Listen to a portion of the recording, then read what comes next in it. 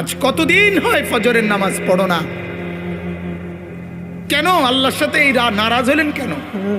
আল্লাহ অনেক বড় ক্ষতি করে ফেলছে না? কথা বলেন না বাবা, এই সবাই বলেন না কেন? আল্লাহ অনেক ক্ষতি করে ফেলছে, আল্লাহ অনেক বিপদে ফেলে দিছে আপনারে। তো কি কারণে নারাজ হইলেন? বিবির সাথেও তো মানুষ এতদিন নারাজ থাকে না, ছেলে মেয়ের সাথেও তো মানুষ এতদিন নারাজ থাকে না, মালিকের সাথে এতদিন ধরে নারাজ কেন? আজ কতদিন হয় যুবক সেজদা দাও না, ফজরের নামাজ পড়েন না? কতদিন হয়? কার বিরুদ্ধে কে বলেন?